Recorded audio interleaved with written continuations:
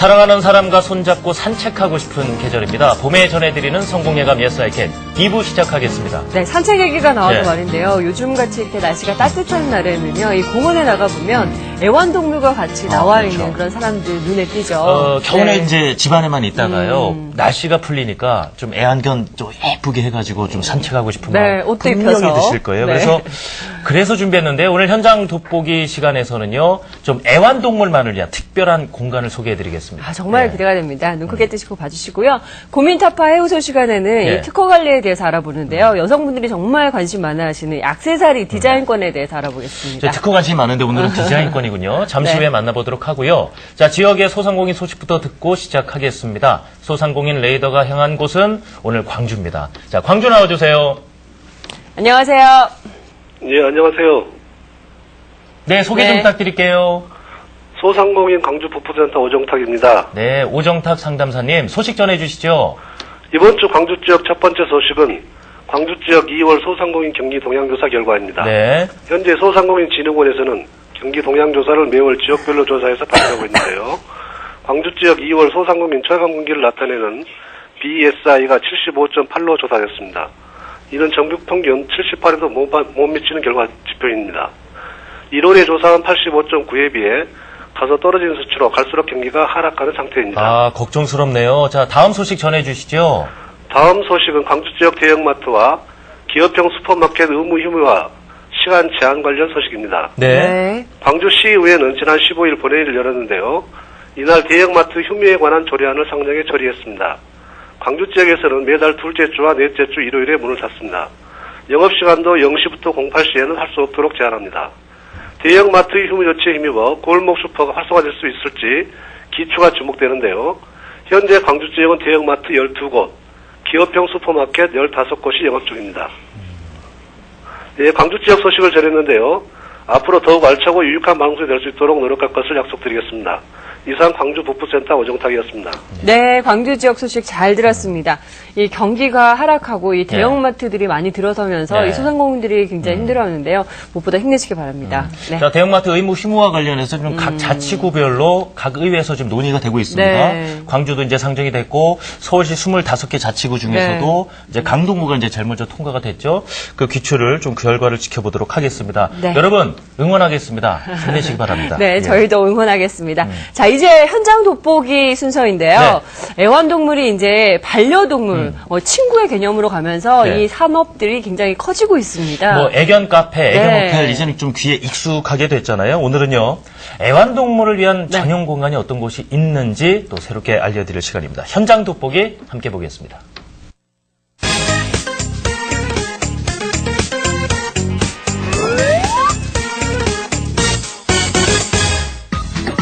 또 하나의 가족이라 불리는 애완동물. 핵가족화, 미혼 독립가구, 노년층의 증가로 애완동물을 기르는 사람들이 많아졌다. 참 영화에도 많이 나와요, 요새. 이에 따라 어느 때보다 애완동물을 타깃으로 한 애견 토털 서비스, 애견 카페, 애견 미용실 등 창업 열풍이 뜨겁다고 하는데 그 뜨거운 열풍의 현장을 현장 돋보기에서 직접 확인해보죠. 귀여워라. 좀 새로운 공간들이 많이 나왔는지 모르겠네요. 네. 애완동물 전용 공간 궁금한데요. 강남의 한 카페. 문을 열고 들어가 보니 뭐 별반 다를 게 없어 보이는데 그런데 이때 사람들의 시선이 어느 한 곳으로 향한 것을 발견한 제작진. 그 시선을 뭘까요? 보니 장난감에 온정신이 달려 이리 뛰고 저리 뛰는 고양이들 포착. 여기 고양이만 있네요. 이곳이 바로 고양이와 함께 놀 수 있는 고양이 카페라는 말씀.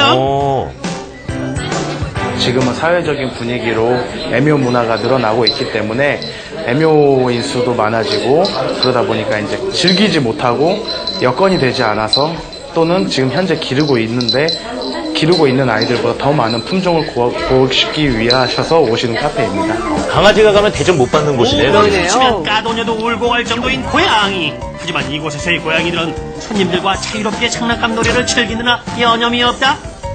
때론 손님들의 부름에도 차갑게 고개를 돌리는 나쁜 남자 스타일로 변신할 때도 있지만 이러한 고양이의 매력 때문에 손님들이 또 올 수밖에 없다고. 잘 놀고 있네요. 네, 고양이 하면은 고양이가 있으니까 일단은 카페가 좀 활기찬 것 같고 재밌어요. 저도 개를 키우는데 이제 고양이도 함께 이제 볼 수 있고 놀 수 있어서 정말 좋아요. 고양이 카페 오면은 고양이랑 노는 것도 즐겁고 그리고 카페에서 커피도 마실 수 있고 그래서 자주 와요. 고양이 매력 있죠. 좀 더 특별한 시간을 제공해 그건 뭐예요? 주기 위해서 손님들 손에다 간식을 드립니다. 손님들을 위한 고양이를 시간이네요. 느껴보실 수 있는 시간을 준비해 드릴게요. 네. 본인들 드시면 안 되시고요. 직접 키우지 않아도 고양이 좋아하시는 네. 분들 가면 되겠네요. 예. 간식 달라고 아우성인 고양이들. 바로 이 간식 타임이 자신들의 몸을 만지는 것을 싫어하는 고양이들과의 스킨십을 할 수 있는 시간이다. 이러한 고양이 카페를 운영하면서 유의해야 할 점은 무엇이 있을까? 네, 일단 털을 가지고 있는 품종의 고양이들이다 보니까 이제 그 코트의 관리를 저희가 중점적으로 하고 있고요. 질병 관리에 대해서 관리를 하고 있습니다. 이제 여기 거주하고 있는 내 친구들을 소개해볼까? 소개 부탁해요. 이 녀석은 아유, 겁이 없고 귀여워요. 명랑하고 온화한 성격으로 아이들과도 잘 지내는 아메리칸 쇼트 헤어. 아메리칸 머리 쇼트 위에서 헤어. 올려놓아도 귀끝에 손이 닿지 않는 유일한 고양이. 장화시는 고양이? 예. 아. 굉장한 표범 같다. 활동성과 이거 고양이에요? 민감함을 자랑하는 표범무늬 대표주자 오. 벵갈. 이름도 잘 어울리네요, 벵갈. 주인에게 충성심이 강한 아비니시안. 손님들과 잘 어우러질 수 있는 성향을 가진 아이들만 나와 있습니다. 총 묘구수는 22마리가 들어와 있고요. 품종은 12마리의 품종을 가지고 있습니다. 자, 이번에는 22마리의 고양이들이 살고 있는 우리 집을 공개해볼게. 이곳은 바로 우리가 쉬와 응가를 하는 것. 아우, 그 스멜. 나의 똥간 이렇게 써 있어요. 하나는 숙면을 취할 수 있는 잠자리. 왕성한 활동력과 민첩함을 지닌 우리가 마음껏 뛰어놀 수 있는 캣타워. 아, 캣타워. 고양이 카페인 만큼 손님들이 우리에 대해 공부할 수 있도록 작은 배려를 선사하신 우리의 주인님. 덕분에 손님들은 우리에 관한 궁금증이 생기면 바로바로 책을 펼쳐 궁금증을 해결할 수 있다고. 이 아이들이 정말 도도하지만 귀엽거든요. 고양이 문화가 발전되어 있는 일본을 저희 본점에 있는 사장님과 함께 여행 간 취지에 갔었는데 고양이에 대한 문화도 많이 발전되어 있고 카페에 대한 것도 많이 발전되어 있어서 일본보다 우리도 고양이 문화가 발전되고 있으니까 사람 위주보다는 고양이가 좀 더 편하게 살 수 있는 공간을 만들어 보고자 하여서 시작하게 되었습니다. 다양한 고양이들이 그들마다 가진 다른 매력을 손님들에게 어필하기에 고양이 카페를 찾는 사람들의 수요가 증가하고 있다고 하는데, 그렇다면 고양이 카페를 창업하기 위해서 유의해야 할 점은 무엇일까? 단순히 상업적이란 생각보다는 살아 움직이는 동물과 함께하는 공간이다 보니까 아이들 의료 부분, 그다음에 아이들 케어 부분, 손님들과 함께하는 공간이어서 손님들에게 나올 수 있는 컴플레인 등을 충분히 섭렵하셔서 많은 공부와 많은 고양이에 대한 지식을 가지시고 세부적으로 공부를 하셔서 시작하셨으면 하는 바람입니다. 애완 카페인 만큼 청결은 필수! 냄새로 인한 불쾌감을 느낀다면 외면당하기 쉽기 때문이다. 청담동에 위치한 이곳은 과연 어떤 곳일까? 애견동물계의 천국이라 불리는 이곳이 바로 애견 복합 문화 공간이라고 하는데, 이번엔 애견을 위한 호텔, 공간이군요. 미용실, 병원까지 없는 것이 없다는데 한 곳 한 곳 정성 들여 만든 공간을 살펴보자.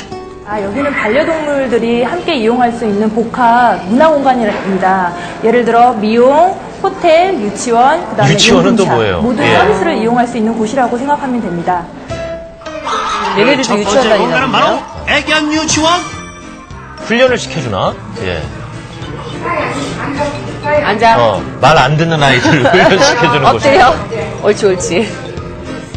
앉아는 기본, 기다려, 엎드려는 물론 배변 훈련, 사회성 훈련까지 일반 가정에서 가르쳐주기 맞아요. 힘든 얘네들이 습관들을 교육을 배울 수 있다. 받아야 돼요.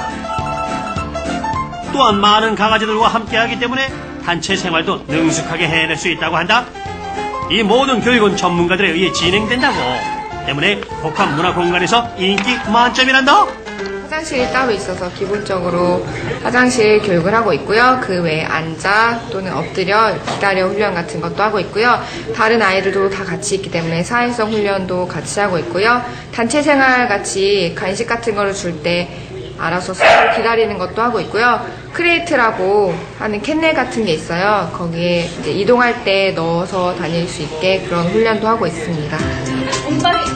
이곳의 특별한 매력은 교외에 있는 훈련소 대신 주인과 함께 교육을 받을 수 있는 것은 물론 스태프들이 직접 출장을 가 가정에서도 편안하게 훈련을 받을 수 있다는 것이다.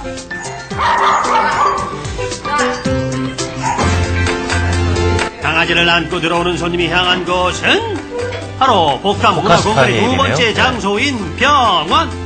내과, 외과, 영상의학과, 치과, 안과 등 7개 과에서 10여 명의 전문 수의사가 진료를 맡는 것은 물론 통증, 비만 클리닉 등 특화 진료과까지 없는 것이 없다. 초음파까지 받아요. 와.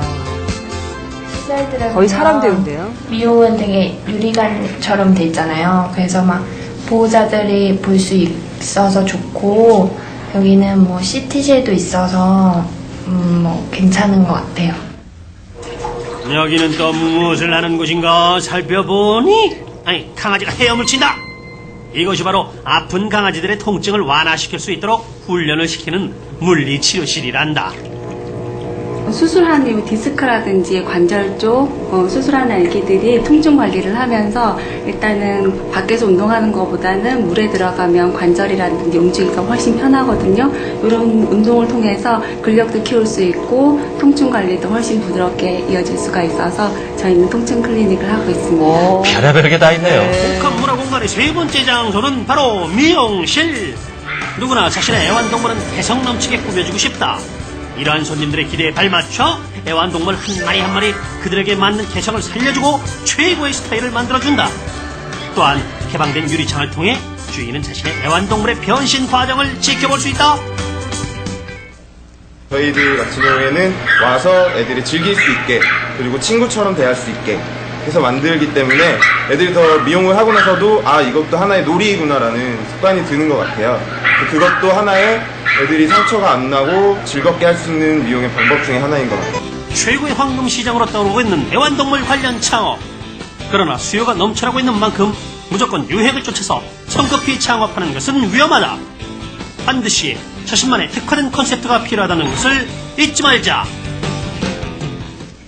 네, 사람과 더불어 네. 사는 이 반려동물로 정말 친구 대우를 톡톡히 받고 있구나라는 생각이 드는데, 저는 이 주변에서 애완동물병원은 좀 봤는데, 애완 카페, 그 고양이 카페 이거는 보질 못했거든요. 용필 씨는 어때요? 그 홍보가 많이 없는 것 같기도 해요. 그래서 뭐 예. 찾아보기 전에는 잘 알기가 쉽지 않은데 사실 그 소장님 이전에는 뭐 동호회 중심으로 해서 그런 카페가 이렇게 많이 나왔던 것 같은데 좀 조용히 혼자서 이렇게 애완동물 키우고 계신 분들도 발걸음을 좀 유도를 해야 되잖아요. 그렇죠. 좋은 방법 알려주세요. 일단 뭐 애완 카페 같은 경우는 실질적으로 대부분 매니아층이 많이 이용을 해요.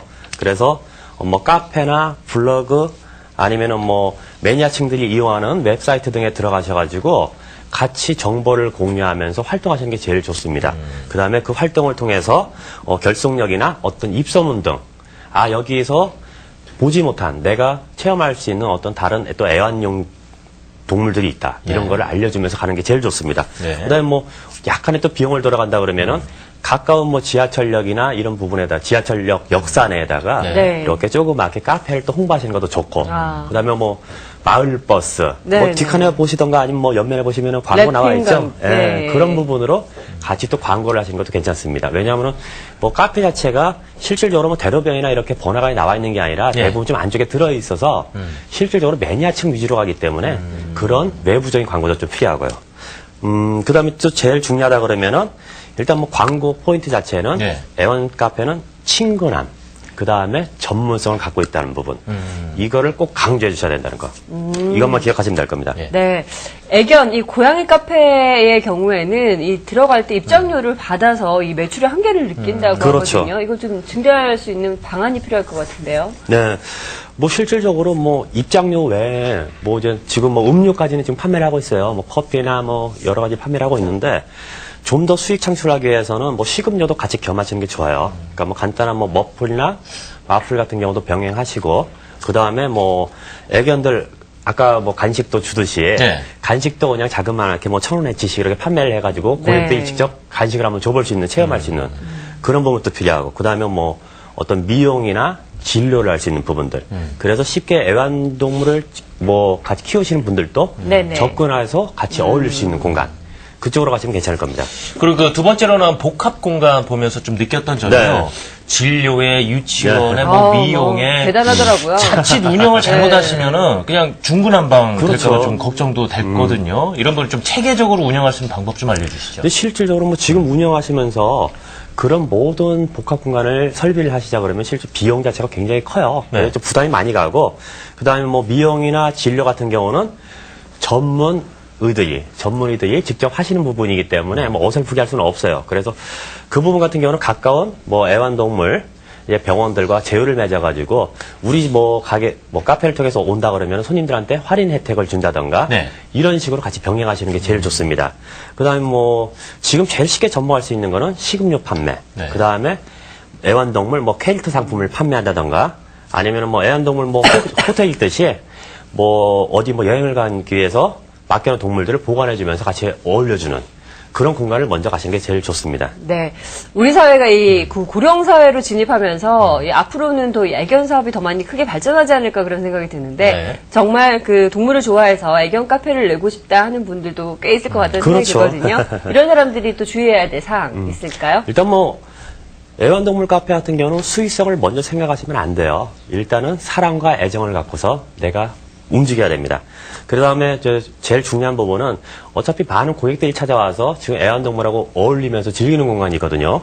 그러다 보니까 우리가 알게 모르게 예. 애완동물들은 스트레스를 받아요. 그래서 그 스트레스를 적절하게 풀어주면서 네. 같이 관리를 해야 된다는 거. 그 다음에 직접 운영하시려고 그러면은 또 그만큼의 또 애완동물에 대한 또 지식들, 해박한 지식이 있어야겠죠. 어떤 식으로 키워야 된다. 하다못해 뭐 사료는 언제, 뭐 이제 네. 계절별로 움직이는 철, 그 다음에 뭐 이런 것들 다 알아두시는 게 좋고, 그 다음에 뭐 예로 뭐 이제 애완동물 뭐 일기를 하나 쓴다던가 해서 직접 그날 애완동물이 커가는 과정을 사진을 찍고 글로 적어서 고객들 이제 오시는 고객들한테 자 애완동물을 키우니까 이런 과정으로 이렇게 큽니다라는 걸 보여준다 그러면은 내가 직접 집에서 키우지 않더라도 예. 그 모든 과정을 읽어보고서 내가 직접 키웠다는 그 만족감을 느낄 수가 있습니다. 예, 알겠습니다. 자, 현장 돋보기 오늘은요, 애완동물의 천국입니다. 전용 공간에 대해서 살펴봤는데, 성장성이 높다고 하니까요, 관심 있는 분들에게 좀 참고가 되셨으면 합니다. 자, 소장님 도움 말씀 감사합니다. 네, 감사합니다. 네. 네. 애완동물을 처음 데려오시는 분들 대부분 예쁘다, 귀엽다, 이런 생각으로 데려오시는데요. 이게 키우다 보니까 감당이 안 돼서 그냥 버리는 경우도 굉장히 많다고 그렇죠. 책임이 많이 하거든요. 따르죠, 또. 네, 예. 책임이 꼭 필요한 생명인 부분이니까 책임을 꼭 지셔야 되겠고, 신중하게 선택을 하셔야 될 것 같습니다. 지금까지 현장 돋보기 함께했습니다.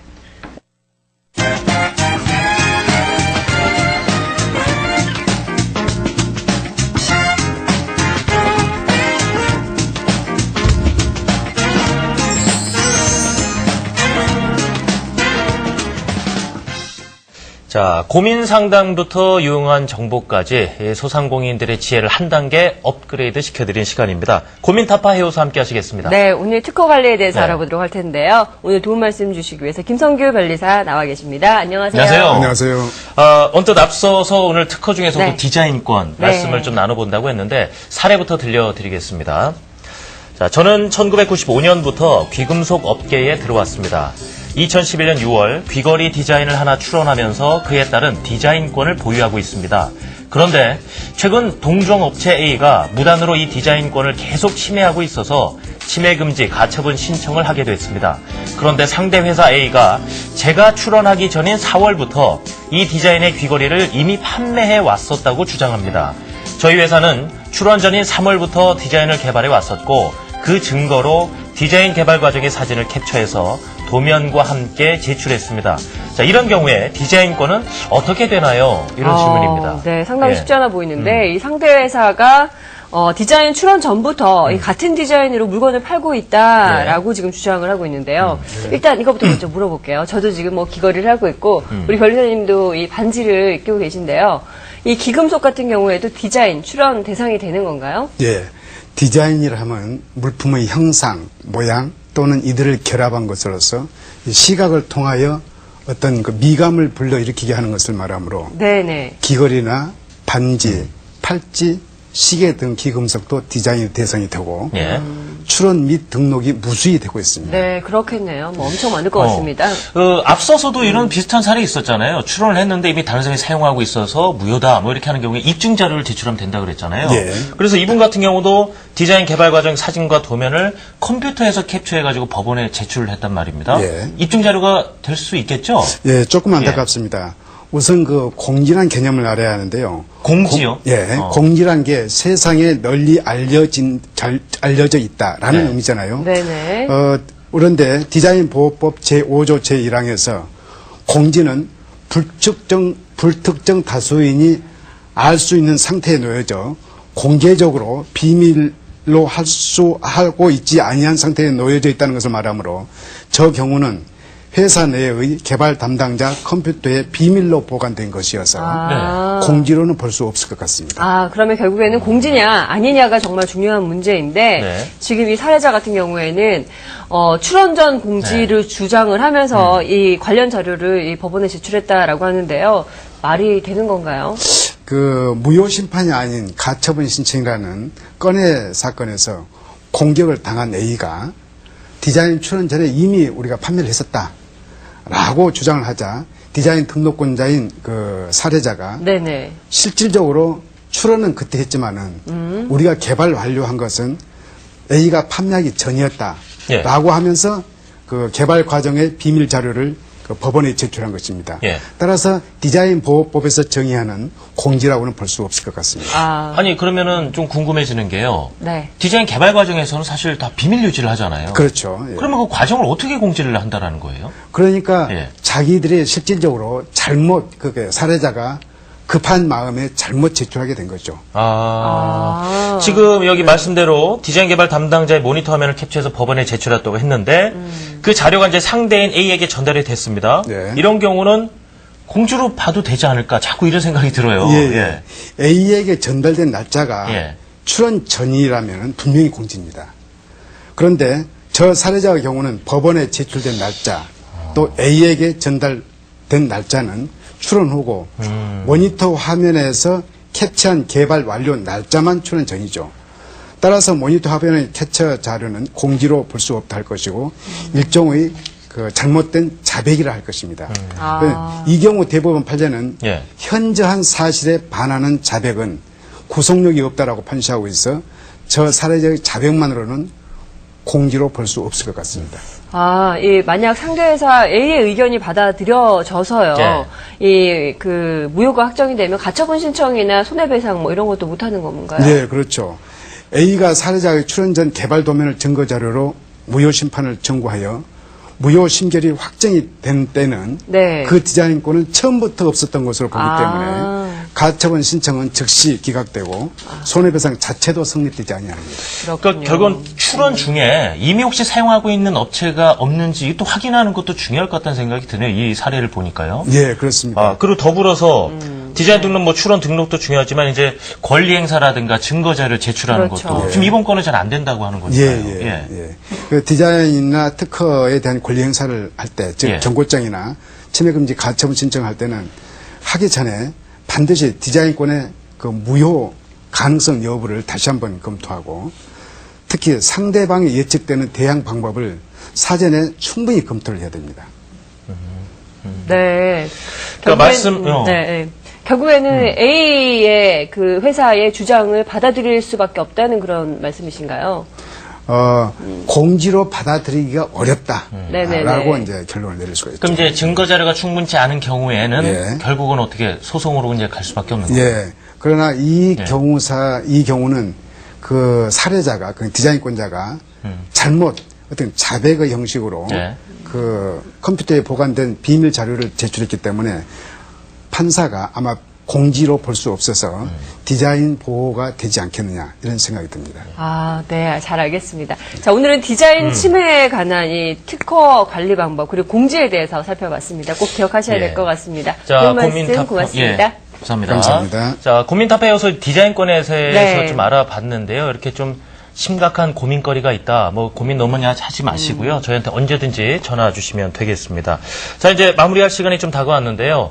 아까 뭐 애완동물 기분 좋게 봤습니다. 애완동물이나 식물을 기르는 이유가 아마 그 생명이 전해주는 힘 때문이 아닌가 뭐 이런 생각을 해봅니다. 네, 맞습니다. 이 세상 가장 소중한 게 또 살아 숨쉬는 생명이 아닐까 싶은데요. 우리는 지금 살아 숨쉬고 있다는 걸 생각한다면 생명 하찮게 여길 수 절대 없을 것 같습니다. 자, 소상공 여러분에게 생명력 있는 방송이 되드리겠습니다. 성공예감 예스아이캔 저희는 이만 물러가겠습니다. 여러분 고맙습니다. 고맙습니다.